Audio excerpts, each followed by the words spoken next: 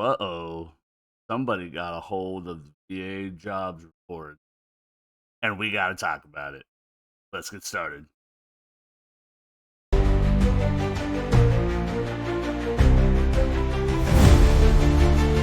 All right, the exodus at the VA.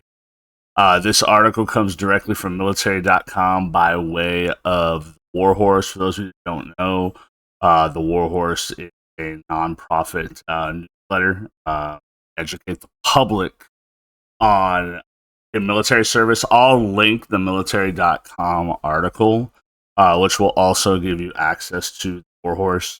It's on their first little snippet as well, so that you guys can check them out. It's pretty cool, especially if you're not not up to date, or if you're curious. It's a pretty cool source as well.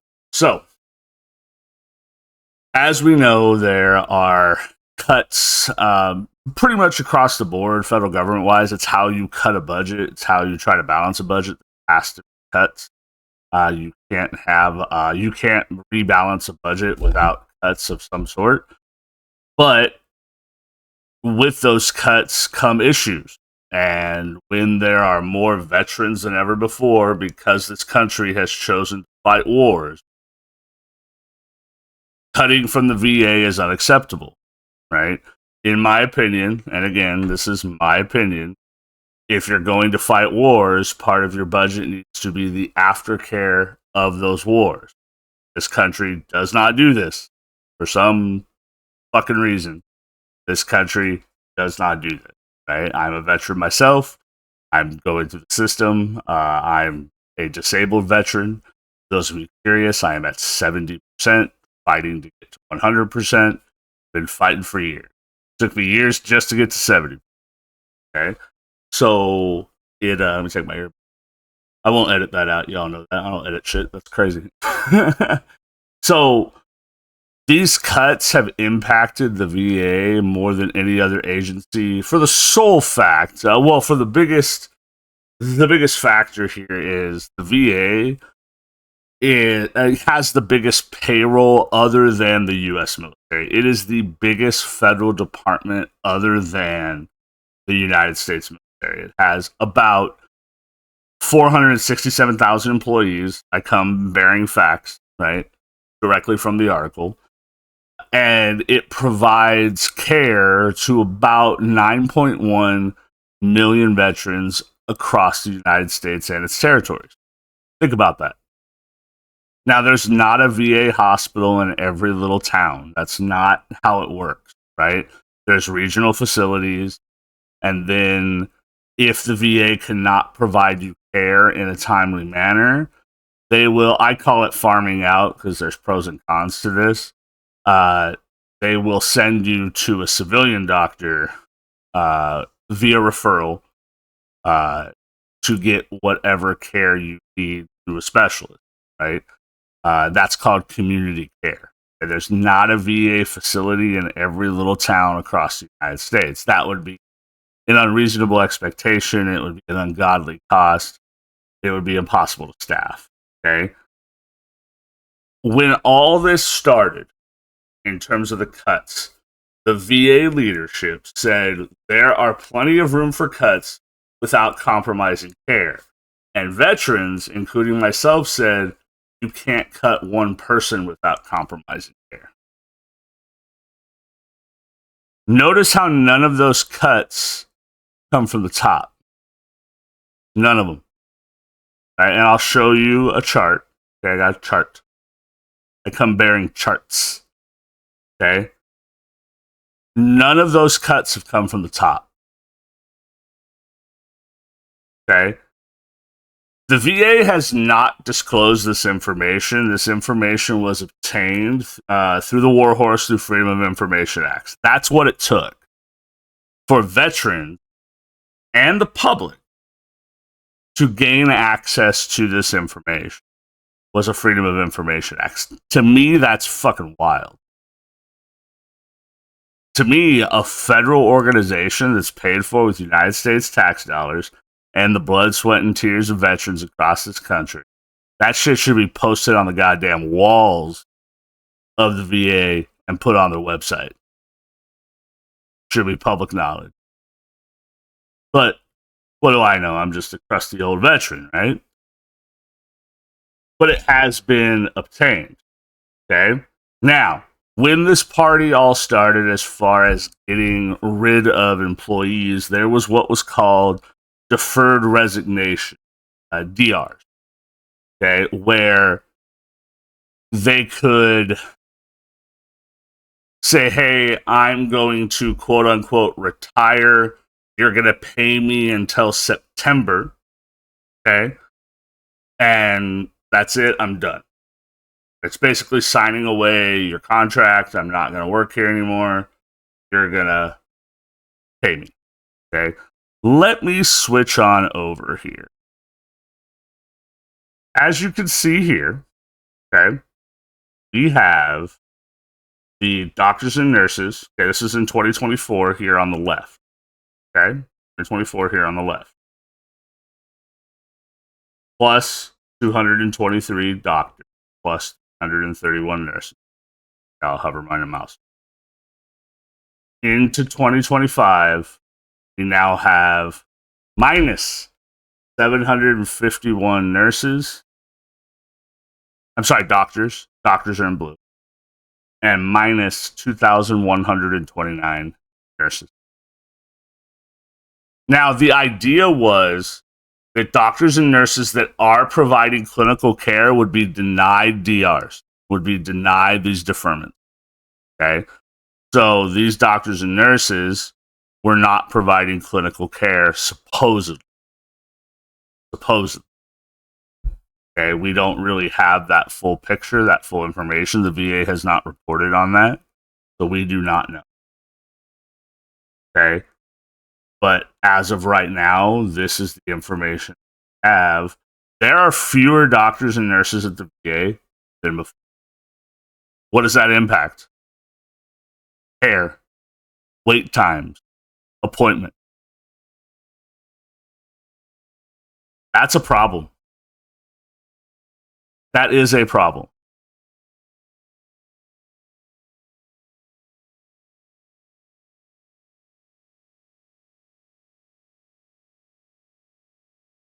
Okay.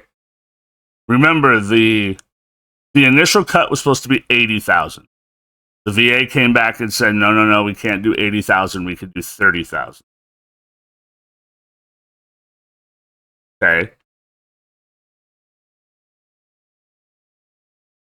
Then the VA came back again, along with lawmakers from the Democratic Party and the Republican Party, who said the VA is already critically understaffed. And it is. The VA is understaffed. Now, I'm not saying that the VA should just hire willy-nilly and say, hey, hire a bunch of people. No, there has to be a reason to the rhyme, right? You have to hire strategically. You have to realign your departments, which they are now finally. They are going through their departments, which to me they should do quarterly at a minimum. And they're realigning their departments. Should have been done a long ass time ago. It's wild. It's wild fucking behavior. Okay? Draining talent from the VA impacts veterans. And now, I'm not saying that everyone works at the VA should be at the VA. Because there are people at the VA who shouldn't be there. We all know that. My veterans out there, family members of veterans, spouses of veterans know that there are people at the VA who should not be there. They are not fit to care for veterans. We know that. And those are probably the people who did not take DRs and probably aren't going to be leaving. Let's be real about it. This is kicking the can down the road. Okay, so I have another chart for you because I love you guys and I want you guys to have as much information as possible. These are the top 10 positions that took a deferred resignation. Human resources management. Yeah, slide my webcam over. Human resources management. So let me ask you this. In any company ever, who does the hiring? Human resources. So the people that would have to replace all of these people that are leaving, because you know that's going to happen, right? They're gone. So they're going to have to replace these people, train them, whether it's internal or external, to then rehire, which costs more money. Again, the inefficiency of bureaucracy. Management and program analysis, IT. It goes along with IT, which is the next one. IT management. Miscellaneous administration and programs. Miscellaneous clerk and assistant. Contracting, which is third party. Financial clerical and assistants. Human resources assistants. Health system specialists. And nurses. Those are just the top 10. How many people on that list and how many positions on that list impact veteran care?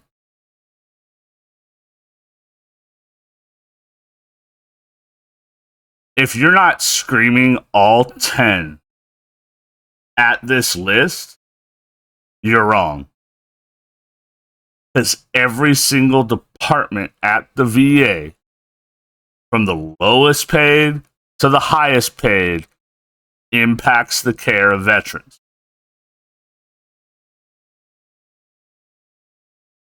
This is why department review and realignment and strategic hiring matters the most, not just dumping budget. The VA is a different department. It's different than any other department. And do I say that selfishly? Yes, I will completely own my biases. Okay, I want to be 100% clear about that.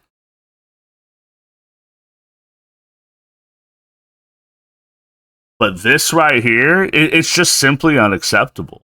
And this is just the top 10 of the deferred resignations. There's still more hurt to come. There's still more to be cut.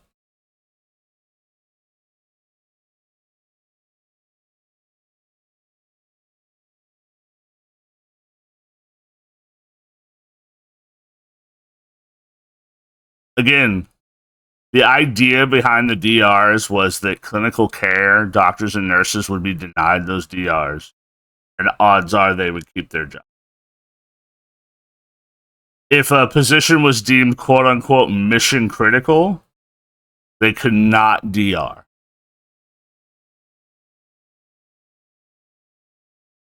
I would argue that every job at the VA is mission critical to keep the VA running efficiently as possible. You're telling me that IT isn't mission critical? For those of you that have to deal with the VA and its technical side of things, its website and its app, you're telling me IT is not important? Where they keep your records online. You're telling me IT and IT security isn't fucking important? That's crazy. That's crazy if you think that's not important. Honestly, that's wild.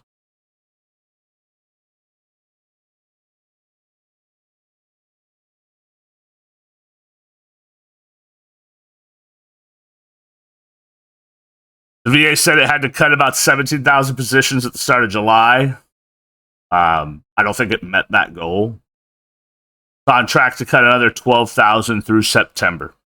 So August and September. And then the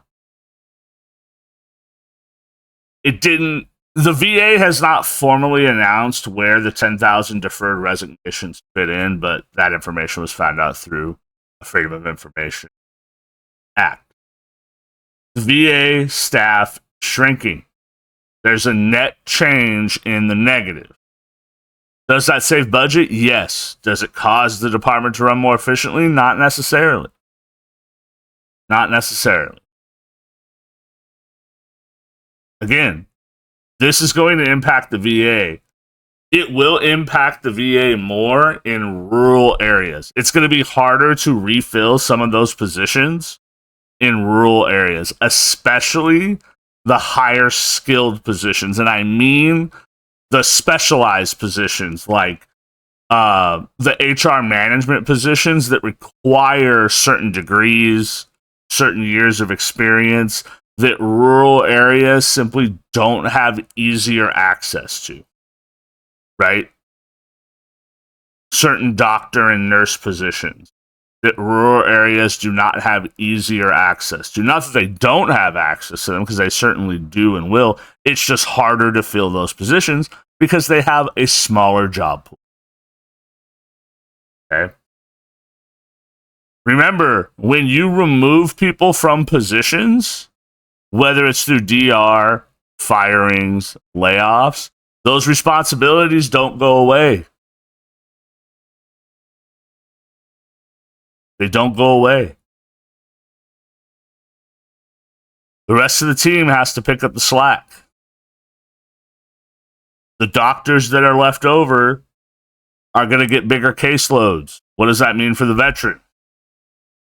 Longer wait times, longer appointment times. For example, already to see my mental health doctor, I wait 3 months. I see him either in the office or telehealth. I prefer telehealth due to my PTSD. Once every 3 months. I expect that to change. Is that fair? No. Do I deserve access to him more? Yeah, I do. Do the other people that are in his care deserve access to him more? Yeah. And he's one of the best doctors there is. I've been his patient for over 10 years. He knows me.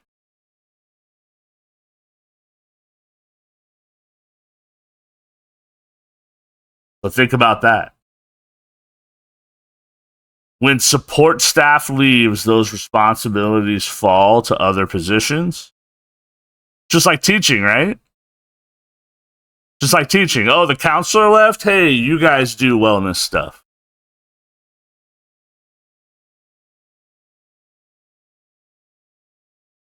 Oh, the principal's not there today? Hey, instructional coach, you're the principal for the day.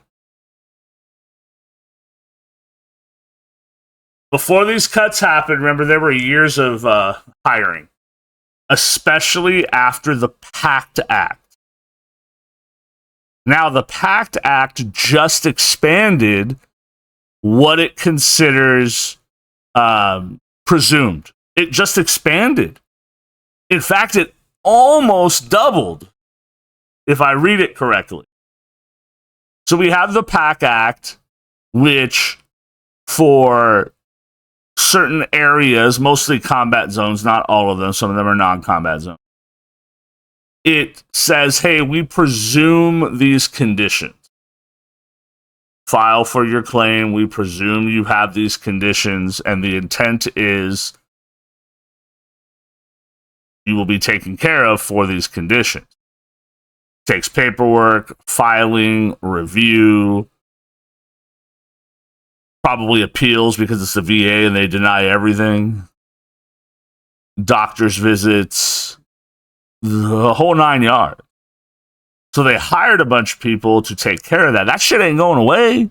In fact, some of the same people that filed for the initial rollout of the PACT Act are going to file again because they expanded the lists. But hey, let's fire a bunch of people while the PACT Act is expanding. Wild behavior. Again, this department is different. It's different than any other department in the federal government because of who it serves. Period.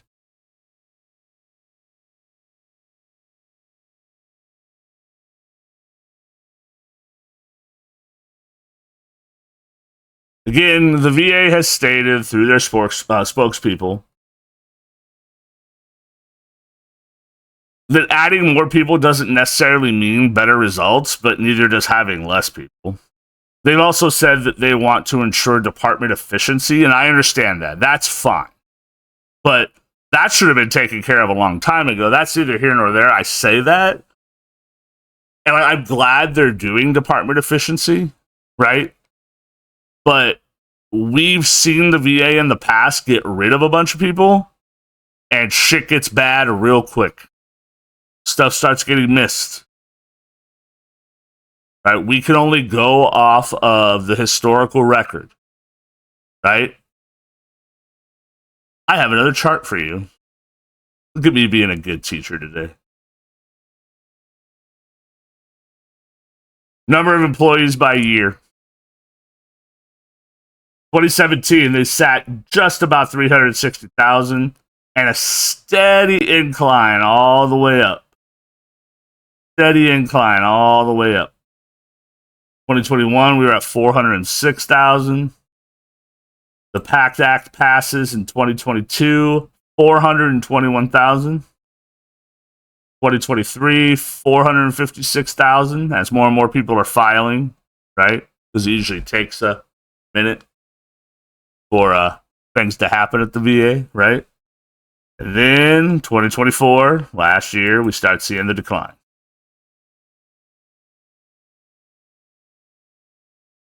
After 30,000 job cuts, it'll be where this dot is right here. If they do the 80,000 job cuts, it would be right down at the bottom, which would be right about the 2019 389,000, in that range. That's a problem.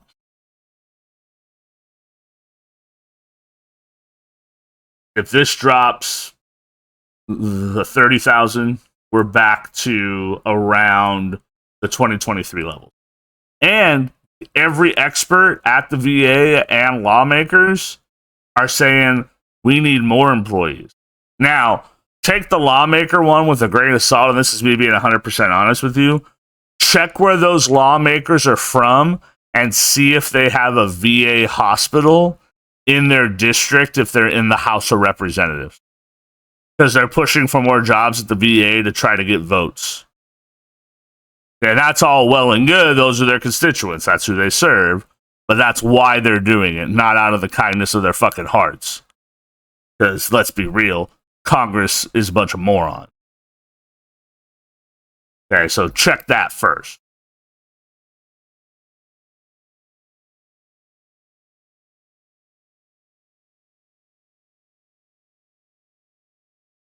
No healthcare organization can afford to lose over 30,000 employees. This is what the House Veterans Affairs Committee ranking member Mark Takano, he's a Democrat from California, has stated. No healthcare organization, especially one serving over 9 million veterans, can afford to lose over 30,000 employees without consequence. Now, that's a blanket statement, right? He's not necessarily wrong. He's also not necessarily right. He stated also, this is not attrition, it's erosion. He's saying that the department is being eroded. Again, he doesn't know that. He's making that statement as a Democrat, not necessarily as someone who is for veterans. I'm not saying I disagree with him or agree with him, but he's making a blanket statement without facts. He doesn't like the cuts, and that's okay. That's okay.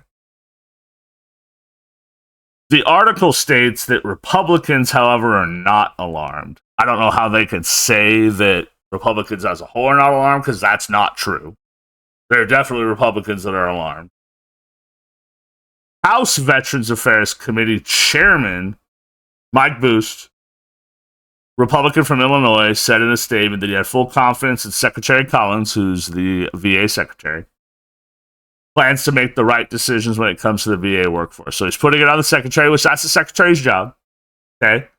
And he stated, the vast majority of VA employees come to work and proudly serve our veterans.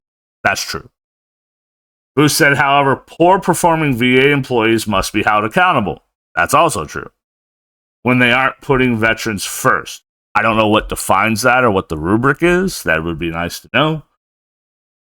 And we will ensure this message is clear. It's been clear. I don't know what he's trying to say here. Not just through words, but also through action. Again, what's the rubric for? Okay. So ultimately, what all this means is these cuts are happening. They are impacting veteran care because every employee impacts veteran care. Now I want to throw this out to you guys. What do you guys think about all this? Are we okay with these cuts? Because it's okay if you are. All right? I'm going to disagree with you, most likely, and that's okay. We could have, I want to encourage appropriate debate. It's okay to do that here. Are we against these cuts and why? Don't just say, yeah, fuck these cuts. Why are we against these cuts? Okay? But I want you guys to be a part of the conversation as well, because this is your conversation too. So don't be afraid to comment down below. Make sure you guys like and subscribe, share with a friend, and I will see you guys next time. Take it easy.